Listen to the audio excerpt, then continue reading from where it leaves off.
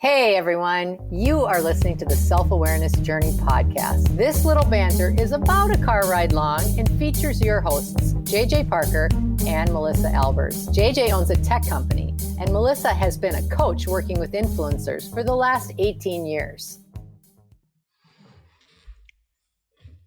All right. Here we are. Hello, podcast. Good morning. Good afternoon. Hello. So I have something that I'd like to riff on with you today. I was in a coaching session earlier today, and I realized that lately I've been using this phrase, and it's sort of an accident that I've been using it a lot and sort of not. A lot of people go through times in their professional careers or in their lives when they get into certain thinking patterns that aren't actually true. Untrue thinking patterns. Well, and the phrase that I use is the story I'm telling myself. Yes. And that, I love that phrase because I think it opens up the opportunity to think about what you're thinking without judging what you're thinking. You know, like be more in the, I'm always saying like, be more curious, be more observational about what you're thinking rather than judging yourself. And boy, we get ourselves really into a lot of sticky wickets because the story we're telling ourselves is something that actually isn't true, but we think it is, and we think it's going to help us if we continue down the path. Yes, I like this. So the fancy way to phrase this is self-deception, right? See, there you are. You're so fancy all the time. The clinical definition of what you're talking about, right, is self-deception. Like you are deceiving yourself, right? Yeah. Like you said, you're telling a story about something that's not true. And I actually think that we do it with the very best of intentions. And I think we tell ourselves stories as a way to protect ourselves. We tell ourselves a story to try to force ourselves into feeling good about something we don't feel good about. Yep. I think there's all sorts of examples in our lives when we are in this mode of self-deception. And when you say like that, those words, it's like, ooh, that sounds mean. Well, like we always do, like we talked about this idea, like, hey, let's talk about like self-deception. And then you phrased it in the like the stories we tell ourselves way. But what I actually did this past week was went and researched self-deception. That's why I know the fancy words. It's like not because I'm like all super smart about that stuff. It's because we talked about this idea and then I went and like did my Google research, right? But what you're saying is really interesting because like when I was researching self-deception, one of the things the articles talked about was this idea like, okay, just to be like simple about it, what is this? Like we are self-deception is we are lying to ourselves. We are creating these stories. They're fictional. They're lies. Like they're straight up lies about like that we're convincing ourselves that are true. Right. So like, why would humans do that? So like for what purpose? So like, okay, all right, I'll bite. So one of the lies that I have said to myself is I am going to start a diet tomorrow. Not because I need to lose a bunch of weight, but because I really need to start eating better. I'm tomorrow. That's it. I'm for sure going to do that. I have no intention of doing it tomorrow. So why do you do that? Well, because it makes me for just a brief moment feel better about the fact that I'm eating like crap. Feel like you're actually eating healthy? Right after I swallow that last Twinkie. Yeah, exactly. Well, so when I was reading about this idea that like in our human sort of like social environment where we're socializing as a pack, this idea that like lying to other people isn't a positive trait. Yes, right. I mean, I think we'd all agree that lying is not a positive trait. If people do it a lot, we should probably have a podcast just on lying. Yeah, that would be interesting. I'll write that down. But so people do it all the time. It's a frowned upon social activity. And the other thing that's kind of amazing is people are really good at sensing when other people are lying. Yeah. Right? Like, you know it. Yes. Like someone says something, and you're like, nope, that person's lying. Yeah. Like, you can, Yeah. like, we're so good at sensing it, right? Yeah. So this idea, I think from like a very like primal brain wiring way, this idea that self-deception exists because what it's actually doing is there's a lie. You're actually convincing yourself so thoroughly that you actually start to believe it to be true. So all your nonverbals don't show that you're lying. Are you tracking that? Yeah. Like, Yep. like if I just tell you a lie, you'll know I'm lying. But Right. if I've convinced myself of that lie is actually true, then when I say it, it won't look like I'm lying. Won't it? Let's try it. That's Ready? interesting. No, now I'm scared. Now I'm scared. I feel like I'm going to get... That was just one. That was one of the internet theories about self-deception, which I thought was actually kind of interesting because, like, from a survival perspective, like, let's go deeper on that. Okay, like Yeah. I was painting that maybe in a very like simple way, but like if you go deeper on it and we start thinking about things like childhood trauma or very traumatic events, right? Yeah. A lot of the ways people will get through those things is by repressing memories, changing the memories, Changing the narrative. changing the narrative, changing it, and then they do that enough, and they are convinced of like a different reality, which allows them to move, maybe Forward. through it, right? Yeah, that's fascinating. So for simple things, we joke like about self-deception, but I think like it gets really deep. And I think there is actually a survival reason for it, right? And it's not because we're lying that we ate the last candy bar. It's, Right. I didn't do it. Okay, right. I probably did. It's much more about probably deeper trauma, anxiety. We don't want people to see that we're worried about a thing when we actually are. We don't want to be seen as weak. We don't want to be seen as vulnerable. Yeah. We don't want maybe we don't want to be seen as greedy or petty or all these other social things that have maybe a negative connotation. Well, and what you're doing is you're talking about other people's responses to you doing that, but what about your own response to you? Because, like I always say, there are only two sponsoring things. There are only two sponsoring emotions for everything, love and fear. And if you're in a state of love, in other words, things are positive, things are easy, things are going well, you're probably not feeling the need to tell yourself any stories other than what is right in front of you. I would say that this is firmly in the fear camp. And I would say this is firmly in the fear camp. You are fearing something, fearing not being good enough or fearing not having enough, whatever that might be.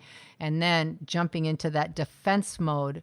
We talk about this in the self-awareness journey all the time. It's like the moment you have a trigger that triggers you into having these feelings, boy, oh boy, lots of times we just skate right out of those feelings and go to that actor self because it's just too hard. In our minds, we think it's just going to be too hard to sit with this and figure this out. Yeah. And so much of that self-deception sits right in there. I mean, what you're talking about is fascinating. I actually never considered it from the external perspective. I was only considering it from the internal perspective. The other thing that you've said that's interesting is you are bringing this into self-deception actually can be very healthy in a way. In a way, it might be. Like in the traumatic situations that you talked about when people are in real situations, traumatic, emotional trauma, telling themselves a story just to get through something is a coping mechanism. Yeah. It's a survival technique in a way. Yeah. So, I would, like, I guess when I was thinking about self-deception, my first thoughts about it were, well, it's an unhealthy thing. You should probably not do it. Or, like, this idea that you're like lying to yourself to such an extent that you believe it seems a little bit like not a healthy practice. But you're right. Like in some ways it actually could be fairly useful in helping someone process through something. You know what I think is really cool, where I'm just coming to with this whole conversation right now, is self-deception feels like a natural human response. And I think the slippery slope of it being good versus bad, you know, in this context, we're like deciding, is this a positive, or we're exploring, is this a positive or a negative? I think if it is serving you, serving you deeply, like at a core level of truth and taking care of yourself and honoring yourself, then I think that it is a positive thing. Like as we were describing in something traumatic, for example, you're caring for yourself in a way that's helping you get through it. But if you go into that self-deception mode with the intent of having it be positive, yet it's really working against you, then it's not so great. Yeah.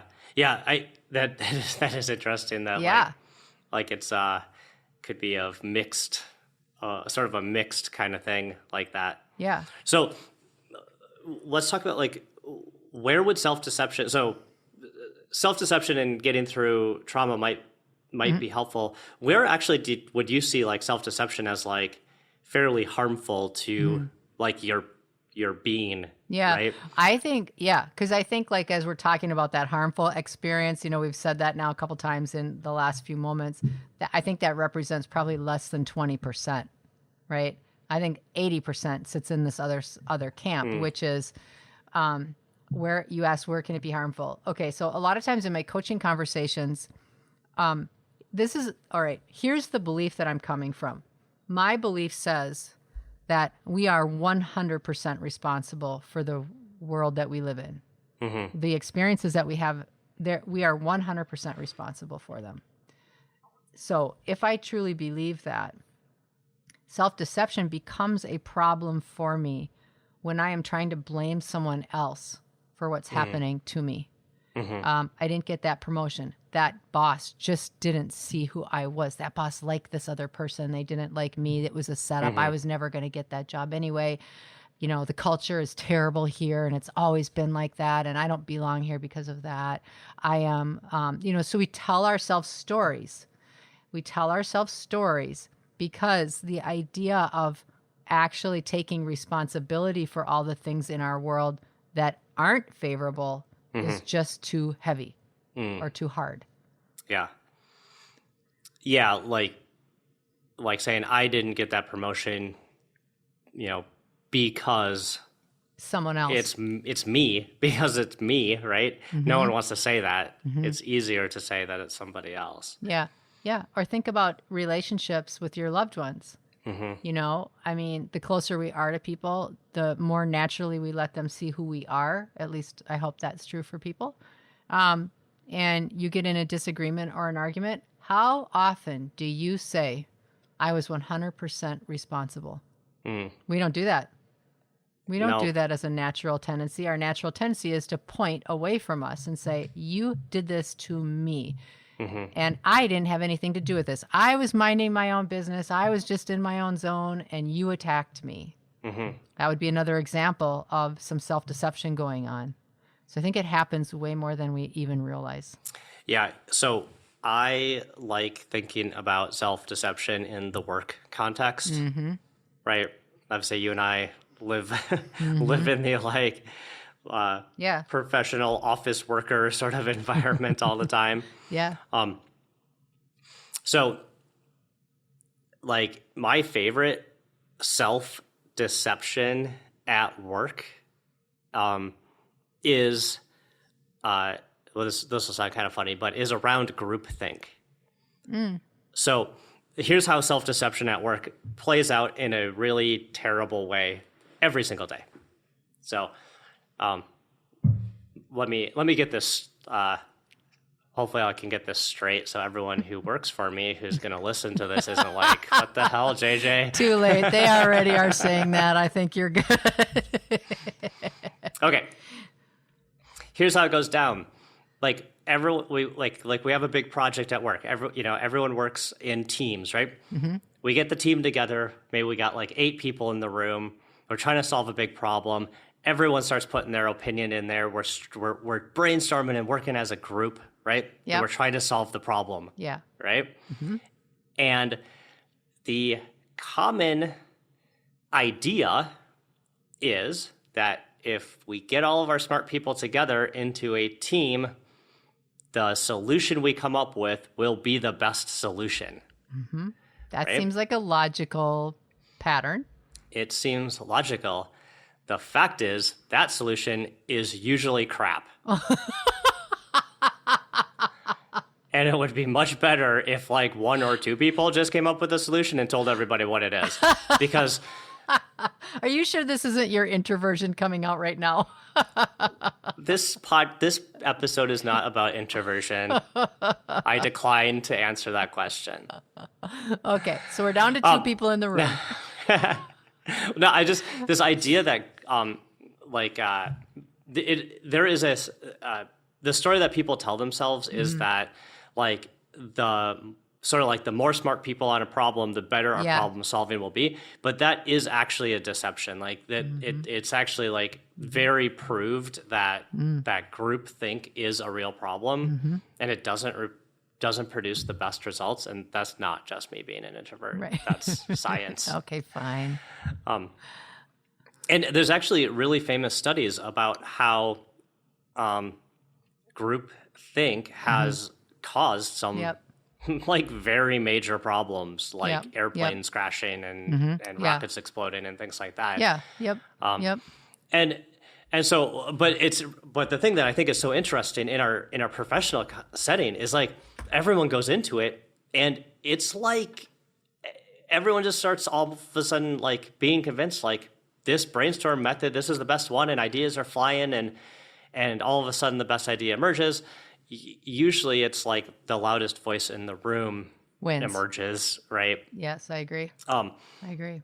But when we're in that mode, and I fall for it all the time. So like I'm not actually blaming other people. I'm like I fall for it all the time. Like I get excited in the group brainstorming sessions. Yeah, right? we've done that. We've definitely done that too. Yeah. It's like actually kind of fun energy. And for sure.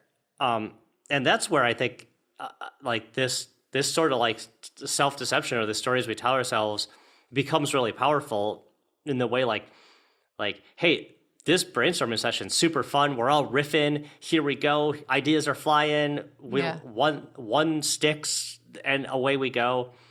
And no one really stops to think like, okay, is this the most pragmatic way about solving like this business problem?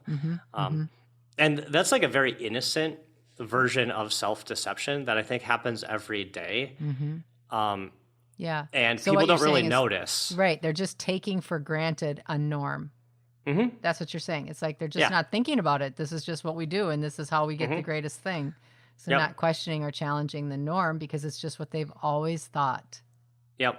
It's what they've always thought. And then, in one way, it also just kind of like feels good to be in that environment. Yeah, right. It does feel good. So again, we were talking about painting self-deception as like positive or negative. In this way, in this example, to me, like the self-deception feels good, right? Yeah. But it doesn't actually like produce the result we want from a business perspective. So yeah, that's interesting. And I think there's a lot of probably like similar things that happen even in our personal lives that will be in that same kind of flavor of self-deception, like fairly innocent, fairly lightweight. We like it, but it doesn't actually serve us in the best way. Our authentic us. Yeah. Yeah, I totally agree with that. How about like, let's make it a little even more personal in conversation. Like I was just thinking like, as you start talking about self-deception in your teams and stuff, like I started thinking about for me, what are some things that I have experienced, right? It's like, this is an interesting topic because I get to talk with people all day, every day, where they are in their minds, where they are in their hearts, and where they are in their roles. And I feel so fortunate to be able to do that, right? The thing is, I think people tell themselves stories because the idea of something changing is really scary. And like, for example, I mean, we're being very ambiguous, like, but let's say we have two salespeople that work together and They have a really healthy competition. They play off of each other. And as a result, they both do really well. They just keep going and going and going. And one day, one of the salespeople does something that the other one doesn't like very much, right? But they keep telling themselves the story that, oh, it's okay because this is just what we've always done. And so the self-deception in that is based on trying to keep something the same again. And yet they start to feel unwell in the relationship. You know, they don't, or even their environment. When the work situation gets to a point where someone feels like it's time for them to leave, that's another really common time where you'll see self-deception is at an all-time high because a lot of people feel very guilty for standing up for themselves. A lot of people feel that it's wrong to think of themselves before they think of other people. The truth of the matter is they should be thinking of themselves first. Because if they honor themselves first, they're going to be much more honoring of everyone else around them. But people will feel guilty. They're trying to leave a job. They'll start telling themselves stories about the environment is terrible. The people I'm with have changed. It doesn't feel like it used to. But the fact of the matter is it's not the environment. It's that person. That person is no longer feeling like they fit. And they're in this mode. The story they're telling themselves is something outwardly has changed so much that I got to get out of here. Okay. So earlier when we were kind of like preparing for this, like we're talking about how we were each getting ready for this topic. And I said I went, researched it on Google. You said you sat quietly and reflected. But, and then you said, hey, do you have a personal story about self-deception? I was like, I don't know. I didn't really, I mostly took notes. But you know what? I just thought of one. Oh. You want to hear it? Yeah, for sure. And, okay.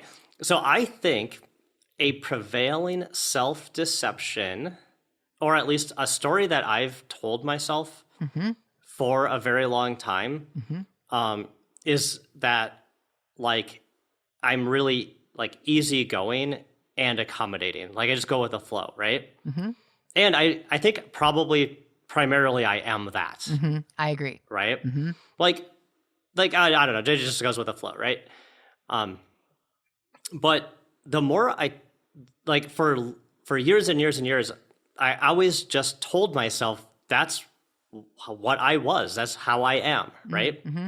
And I think I told myself that so much that it actually has caused me to be like overly accommodating, like overly accommodating to the point where like it doesn't help me. Like it actually like harms me. Like I put myself in these situations where it's like I should be advocating for myself, but I don't. And I kind of like get the short end of the stick, and then I don't complain about it. Yeah, but you feel bad about it. But inside, it doesn't feel. But good. I feel bad about it. But the story I tell myself is like, no, it's okay. It's fine. I'm easygoing. It's cool. It's no big deal.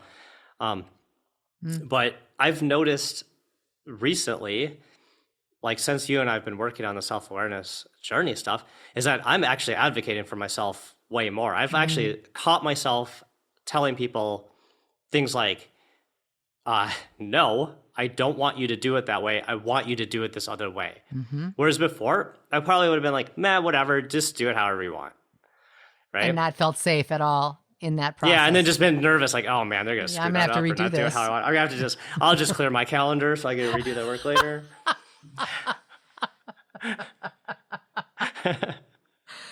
But to me, that's an example from a story that I've told myself. Yeah. Isn't that? And how it's affected me. Yeah. Well, I mean, this whole podcast is about self-awareness, right? And it's like, I love how we get to explore these topics because we really don't ever stop one of these pods without learning something new. We just don't. Yeah. It's just the coolest thing ever. I think for me, the story that I told myself a lot of the times is, this is going to sound really funny. The story I told myself was, I'm really not safe in this world. I always need to work harder than most. And even though I have money, sometime I might not. Even though I have all this stability and security, sometime I might not. So the story I told myself was I always had to work harder and smarter and harder and smarter and harder and smarter than anyone else I knew, always, regardless of what my bank account looked like, regardless of what my home life looked like, regardless of what my everything. So it served me in one way, right? Because I am a high performer. It served me, but in a lot of ways, it has not served me because it caused so much anxiety in places that simply didn't need to be there. And that wasn't anybody else telling me stories. That was me telling me my story. That was nobody else saying, "Ooh, you better put some more money in the bank. You know, you are a business owner." That wasn't anybody telling me stories. That was me telling me a story. That's super interesting. Yeah. Look at how much we're getting to know ourselves on this particular episode. But I think the thing I would be remiss if I didn't say before we finish today is that the story I tell myself is a really, really good entry point for people if they're feeling like something doesn't feel good inside. Because ultimately, if you're operating in your world and you don't feel good inside, it's because something in your inner being expects it to be something and it's not matching on the outside. And sometimes we feel like we have to tell ourselves all of these false things to try to gloss over the fact that we know deep inside this is not at all what we want. And I think that the story I'm telling myself is a really good entry point. And I just think people can... I love it. Yeah. Yeah. And I love it. And the other thing I would add to that is just try to observe what these stories that you tell yourself are.